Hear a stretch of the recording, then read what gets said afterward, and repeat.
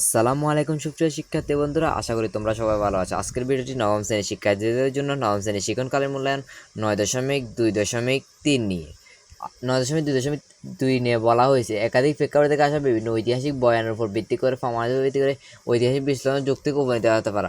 অর্থাৎ ঐতিহাসিক দলিল নামে একটি ঘটনা তোমাদের লিখতে হবে।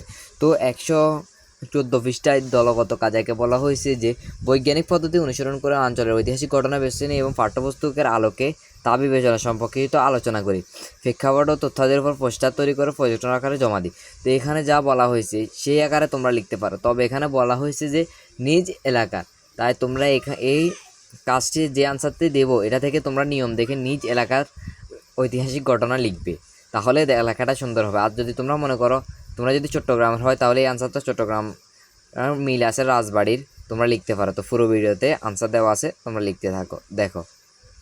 গত কাজ আমরা এটা সমাধান করব এখন। তো আমরা এখানে 3-4টা নমুনা উত্তর দেখব।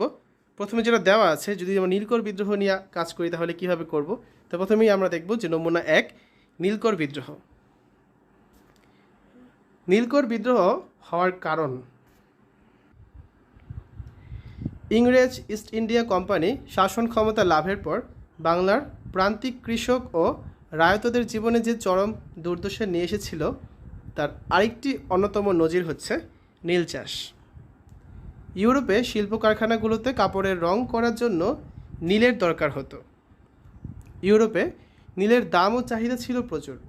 বাংলার কৃষকদের দিয়ে নীল চাষ করিয়ে ইউরোপে রপ্তানি করে অর্থ উপার্জনের নীল নকশা করে কোম্পানির সরকার। বাংলার কৃষকদের উৎকৃষ্ট জমিগুলো তারা নীল চাষ করার জন্য দাগিয়ে দিতে থাকে।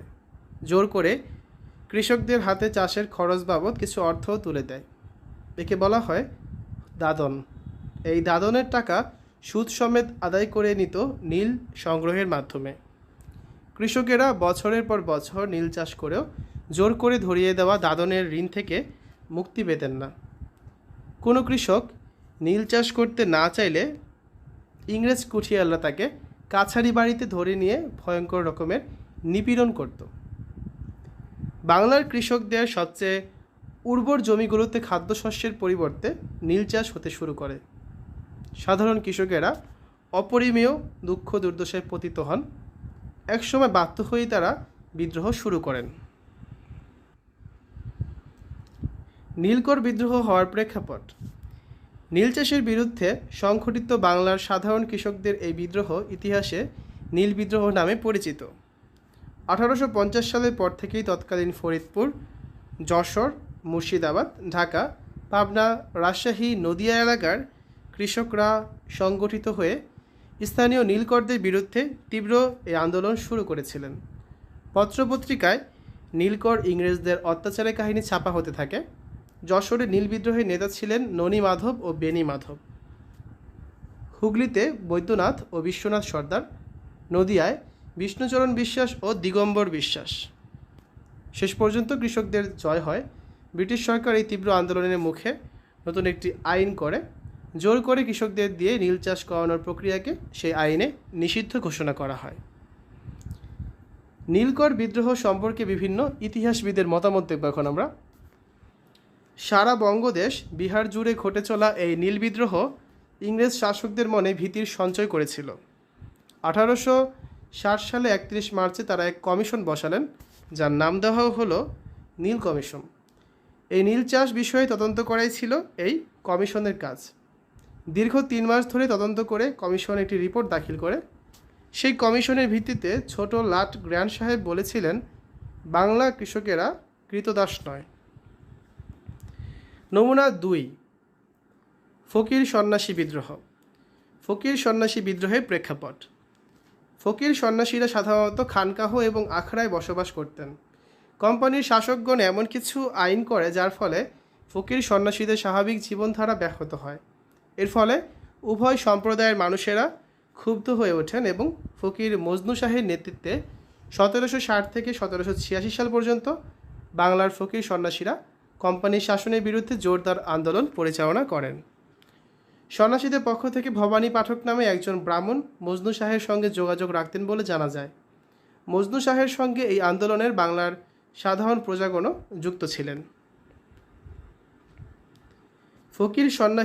সন্ন্যাসী বিদ্রোহের কারণ। ফকির সন্ন্যাসী বিদ্রোহ পূর্ণাঙ্গ রূপ নেয় 1763 সালে।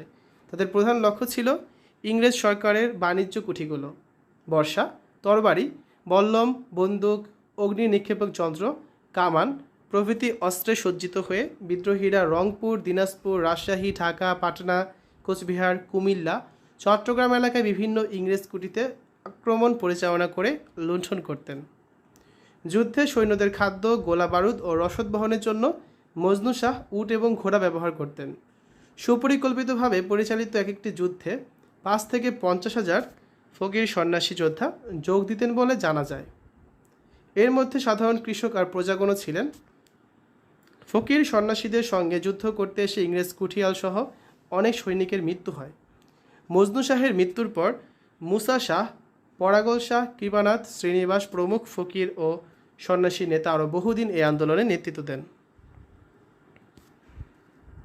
নমুনা 3, ইয়ং বেঙ্গল আন্দোলন। 19 শতকে বাংলায় সামাজিক, সাংস্কৃতিক, মনস্তাত্ত্বিক ও বুদ্ধিবৃত্তিক ক্ষেত্রে মৌলিক পরিবর্তন সূচিত হয়েছিল। এই পরিবর্তনকে বঙ্গীয় রেনেসাঁ হিসেবে গণ্য করা হয়ে থাকে। প্রথমত, কতিপয় ব্রিটিশ কর্মকর্তা ও মিশনারি এবং স্থানীয় বিদ্বজ্জনদের মধ্যে যোগাযোগের মাধ্যমে এই পরিবর্তন দেখা দেয়। সাংস্কৃতিক ও বুদ্ধিবৃত্তিক পরিবর্তনের ক্ষেত্রে লক্ষ্য করা যায় 1830 সালের আগে এখানে পাঠ্যপুস্তক রচনা সহ ইউরোপীয় শিক্ষা পদ্ধতি ও ছোট বড় কিছু শিক্ষা প্রতিষ্ঠান গড়ে ওঠে। হিন্দু কলেজ প্রতিষ্ঠা তার একটি বড় নিদর্শন। এটি ছিল তখন সমগ্র এশিয়ায় ইউরোপীয় আদলে উচ্চশিক্ষার প্রথম প্রতিষ্ঠান। এ সময়ে বাংলা ও ইংরেজিতে সংবাদপত্র, সাময়িক পত্রিকা এবং বিভিন্ন বিষয়ের গ্রন্থ নিয়মিত প্রকাশিত হতে থাকে। ক্রমশ বিদ্বজ্জনেরা আধুনিক বিশ্বে নিজেদের অবস্থান সম্পর্কে সচেতন হয়ে ওঠেন। সেই সঙ্গে নিজেদের ঐতিহাসিক উত্তরাধিকার এবং ইউরোপীয় ঘটনাবলী ও জ্ঞান বিজ্ঞানের দিকেও মনোযোগ দেন। এভাবেই ধর্মীয়, সামাজিক ও সাংস্কৃতিক কর্মকাণ্ডের মাধ্যমে জনমন সচেতনতা বেড়ে চলে। ইয়ং বেঙ্গল হিন্দু কলেজের ছাত্রদের সমসাময়িক সমাজ কর্তৃক প্রদত্ত একটি অভিধা বিশেষ। তারা সবাই হিন্দু কলেজের মুক্তবুদ্ধি যুক্তিবাদী শিক্ষক হেনরি লুই ভিভিয়ান ডিরোজিওর অনুসারী ছিলেন। ডিরোজিও তার ছাত্রদের জীবন ও সমাজ প্রক্রিয়ার প্রতি যুক্তিসিদ্ধ দৃষ্টিভঙ্গি গ্রহণ করার শিক্ষা দিয়েছিলেন। তিনি শিখিয়েছিলেন কী করে সামাজিক প্রতিষ্ঠানগুলো গড়ে ওঠে ও বিকশিত হয়। ছাত্রদেরকে জ্ঞানানুরাগী হতে এবং যে কোনো অন্ধবিশ্বাস পরিত্যাগ করতে দীক্ষা দিয়েছিলেন ডিরোজিও। এক্ষেত্রে দৃষ্টান্ত ছিল ইতিহাস আর দর্শন। তার উপদেশ ছিল সত্যের জন্য বাঁচা, সত্যের জন্য মরা।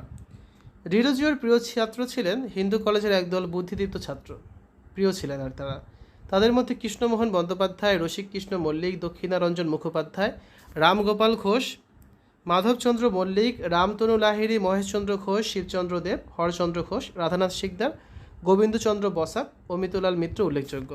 তারা সবাই ছিলেন মুক্ত চিন্তা দ্বারা উজ্জীবিত। হিন্দু সমাজে বিদ্যমান সামাজিক ও ধর্মীয় কাঠামো তাদেরকে বিদ্রোহী করে তুলেছিল। সর্বশেষ নমুনা 4 দেখব এখন আমরা, যেটা হচ্ছে 19 শতকের সংস্কার আন্দোলন। 19 শতকের প্রথমার্ধ থেকে বাংলার প্রচলিত ধর্ম, সমাজ, শিক্ষা, সংস্কৃতি ও রাজনৈতিক চিন্তার ক্ষেত্রে এক যুগান্তকারী পরিবর্তনের সূচনা লক্ষ্য করা যায়।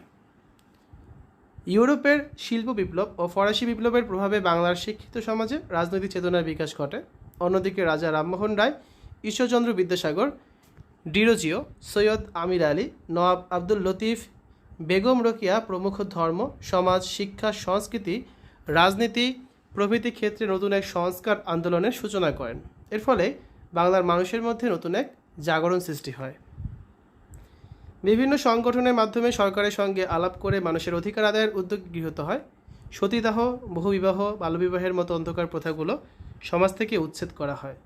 শিক্ষা বিস্তার ও সমাজ সংস্কারমূলক এসব কাজে ইংরেজ গভর্নরদের সম্মতি এবং সহায়তাও এই সময় পরিলক্ষিত হয়। নারীদের অন্তঃপুরে আবদ্ধ না রেখে আধুনিক শিক্ষায় শিক্ষিত করে পুরুষের পাশাপাশি কর্মক্ষেত্রে অবদান রাখার জন্য বেগম রোকেয়া এগিয়ে আসেন। তিনি নিজ উদ্যোগে স্কুল প্রতিষ্ঠা করে নারী শিক্ষার ব্যবস্থা করেন এবং বিভিন্ন প্রবন্ধ গ্রন্থ লিখে সমাজের সবাইকে নারী শিক্ষার গুরুত্ব বিষয়ে সচেতনতা বৃদ্ধি করেন। চিন্তায় ও মননে বাংলার তরুণদের সংস্কার মুক্ত করতে দেশীয় মনীষীদের পাশাপাশি ডিরোজিও নামে একজন ইউরোপীয় পণ্ডিত বিশেষ ভূমিকা পালন করেন। তো আমরা 4টা নমুনা